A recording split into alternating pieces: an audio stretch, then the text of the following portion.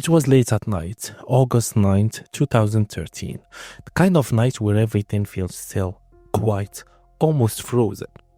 Out of a remote highway in West Texas, a man was driving alone. That man was Brandon Lawson, 26 years old, a father of four. To anyone passing by, it looked like just another car on a dark road. But inside that vehicle, something wasn't right. Just hours earlier, Brandon had left his home after an argument with his partner. It wasn't the first time. People who knew him said he had been under pressure, dealing with personal struggles, trying to hold things together. But that night felt different. There was tension, something building under the surface. And instead of staying, he got in his truck and drove off into the darkness. No destination, no plan, just miles of empty road ahead of him. As he drove deeper into rural Texas, the lights disappeared. No houses, no gas stations, no traffic, just long stretch of highway surrounded by open land. And then, suddenly, his truck began to slow down, the engine struggling, until finally it stopped. He had run out of gas. Now Brandon was stranded in the middle of nowhere, near Bronson, Texas. Pitch black surrounded. No one around, no help in sight, just silence and the sound of the wind moving through the fields. If you were there, you would feel it instantly. That's an ease feeling, like something isn't right. And that's the moment everything started to change. Because what should have been a simple problem, just a man needing gas, was about to turn into one of the most confusing and chilling disappearances in recent history. Standing alone on that dark highway, with nothing but silence around him, Brandon Lawson reached for his phone. The situation was simple, at least at first. He needed help, so he called someone he trusted, his brother, Kyle. The phone rang, and when Kyle picked up, Brandon told him straight, "I'm out of gas. I'm stranded. I need you to come." No panic, no confusion. Just a man stuck on the side of the road. Kyle didn't hesitate. He said he'd grab a gas can and head straight to him. It should have been ended there. A quick call, a simple problem, a brother coming to help. But it didn't. Because while Brandon was waiting alone in the dark, something changed. Something shifted, and whatever it was, it made him to do something unexpected. He made another call. Not to family, not to a friend. This time, he dialed 911. Think about that. A man runs out of gas, and instead of waiting calmly, he calls emergency services. Why? What happened in those few minutes between the first call and the second? What did Brandon see or think he saw out there in that darkness? Because what he was about to say would leave investigators confused for years and turn a simple roadside problem into a mystery no one could fully explain. The second call Brandon Lawson made that night wasn't to family. It was to 911. And from the moment the operator answered, something felt wrong. His voice was different now, fast, tight, like he was trying to speak and breathe at the same time. You can hear it, the fear. He tells dispatch, "There is one car here. The guy are chasing me into the woods. Please hurry." Pause on that. The guys are chasing me. Not one person. Not a random noise, multiple people. The operator tries to understand, asking questions, trying to locate him, but the call isn't clear. It cuts in and out. Words overlap. Sentences don't fully make sense. It's like listening to someone who's moving, hiding, whispering all at once. Then Brandon says something that makes the situation even more disturbing. "I ran into them. They're out here, right here, not far away, not somewhere else. Close, too close." In that moment, Brandon sounds like a man who believes He's not alone.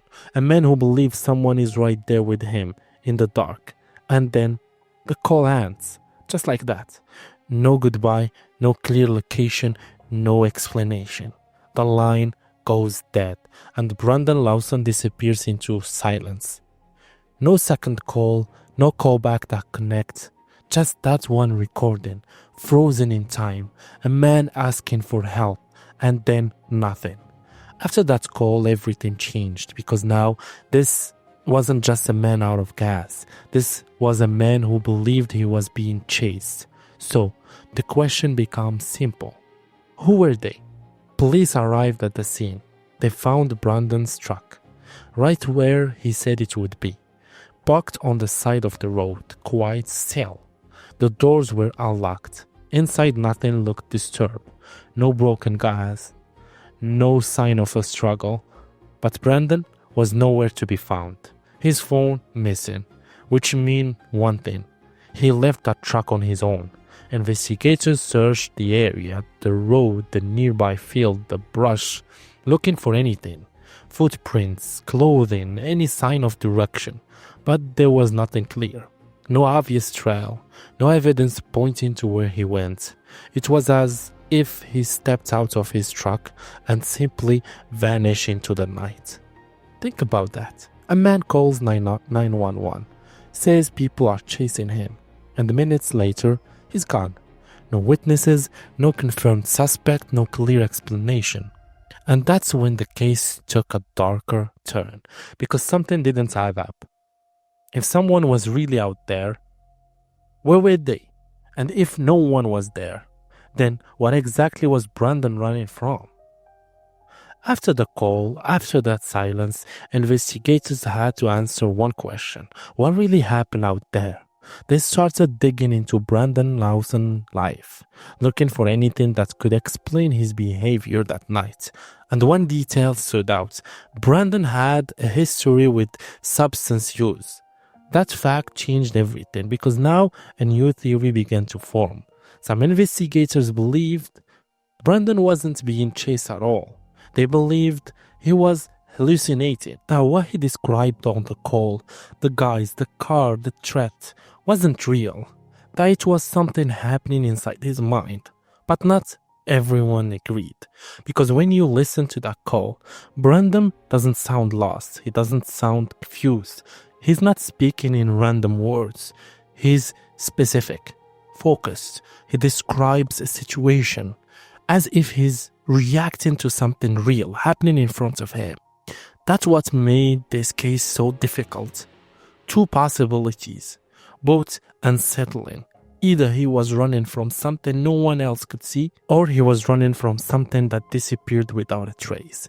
And that question would haunt this case for years. As the hours passed, what started as concern turned into urgency. Search teams were called in. Law enforcement, volunteers, family, all focused on one goal: find Brandon. They searched everything around that highway. Open fields stretching for miles, thick brush where visibility drops to almost nothing, dry creek deeps and nearby riverbanks. They turned into night, then back into day again. Helicopters scanned from above.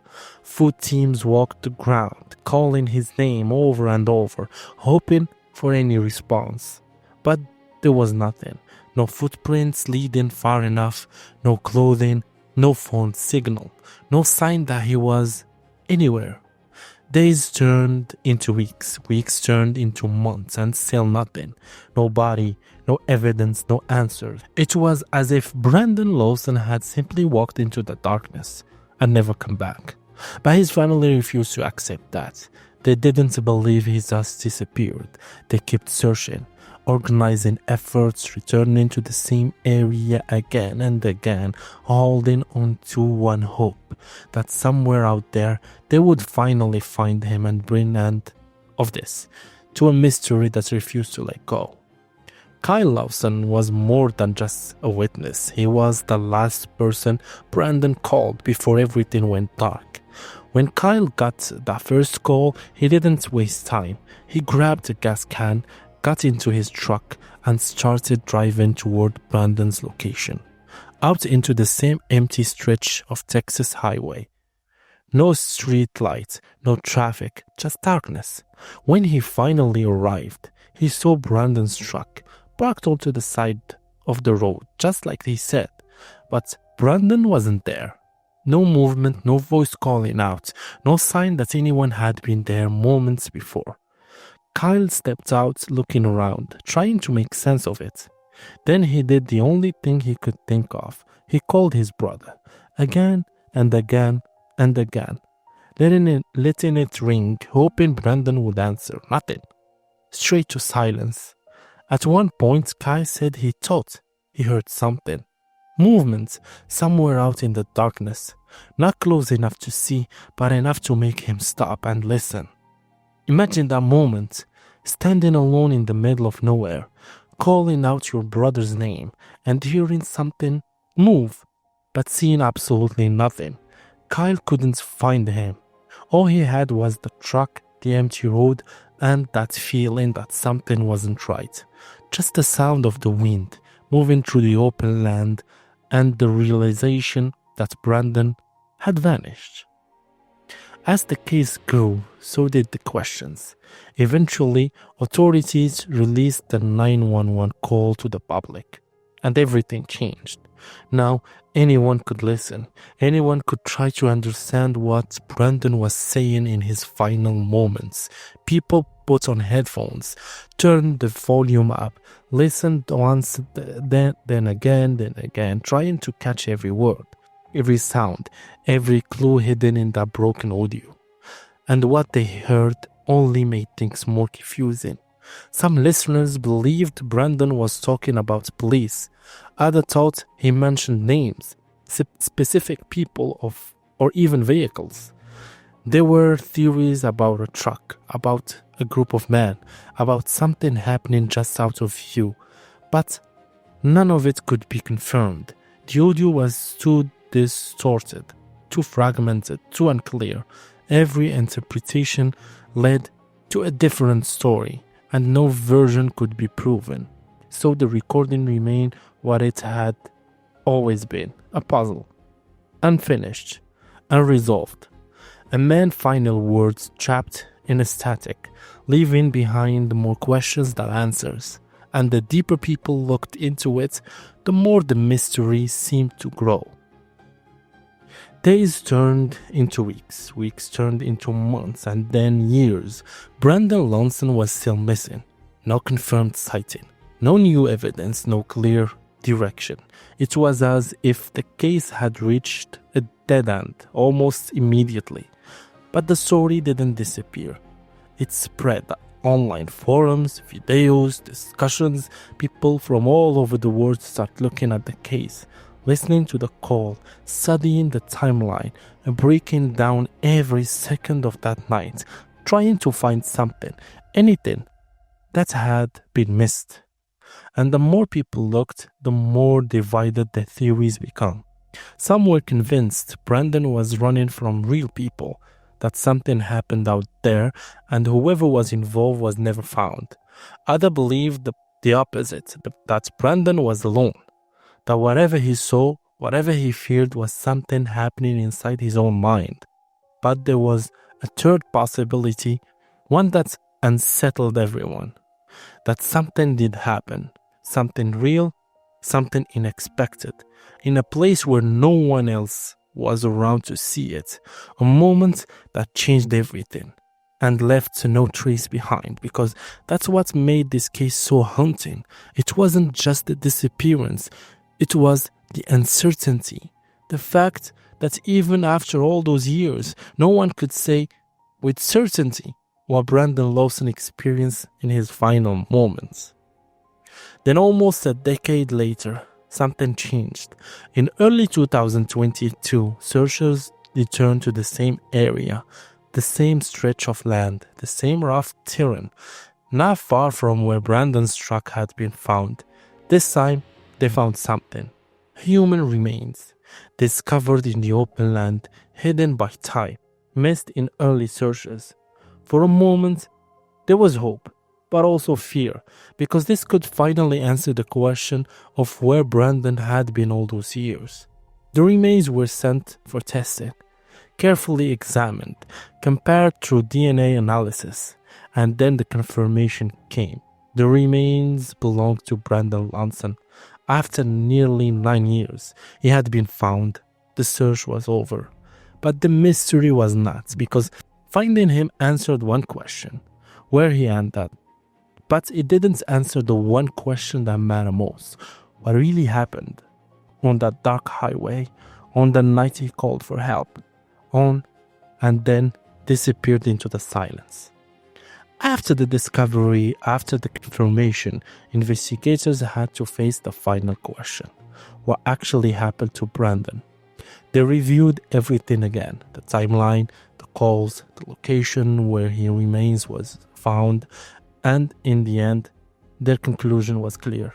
There was no evidence of foul play, no sign that another person attacked him, no proof that anyone else was involved. The most accepted explanation became this. That night, Brandon was disoriented, possibly under the influence, possibly overwhelmed, and not thinking clearly, alone in the dark, in unfamiliar terrain. He left his truck and moved into the open land, but that land wasn't simple. It was rough, uneven, filled with brush, tips, hidden obstacles, easy to lose your footing, easy to get turned around, especially at night with no light, no direction. Investigators believe he kept moving deeper and deeper until he became lost. Maybe he fell, maybe he was injured, maybe he tried to find his way back and couldn't. Out there, even a short distance can feel endless. And in that moment, with no help, no clear path, he never made it back to the road. That's the official explanation. But not everyone accepts it, because there is one thing that still doesn't fit. That call. If Brandon was alone, if no one was chasing him, then why did he sound like that? Go back to the call, listen carefully. The urgency, the fear, the way he says, "They're chasing me." Those aren't random words. That's someone reacting to something. So what did he see? Was it the shadows in the dark? Shapes his mind turned into people? Was it confusion, fear, a moment where reality and perception blurred together? Or was there something out there that night? Something no one else ever saw? Something that came and went without leaving a trace? That's the question that still lingers, because on that night, Brandon believed he was not alone. He believed something was close, something was coming for him. And whatever he believed, it drove him off that road into the darkness for the last time. Now, it's your turn. What do you think really happened? Was Brandon running from something else? Or something only he could see? Go back, listen to the call again. Pay attention to every word, every pause, every sound in the background, because somewhere in that recording may be the answer everyone has been searching for. Or maybe the truth is something we never fully understand. One night, one call for help, and a mystery that still refused to let go. Thank you. 9/2013 0:50 and 38 seconds. 911 emergency. Yes, I'm in the middle of the field. The safe just pushed some guys over. Right here going towards Javelin on both sides. My truck ran out of gas. There's one car here. Got chasing to the woods. Please hurry. Okay, now run that by me. We're not talking to him. I actually ran into him. Ah, you ran into him. Okay. Got the first guy. Do you need an ambulance? Yeah. No, I need the cops. Okay. Is anybody hurt?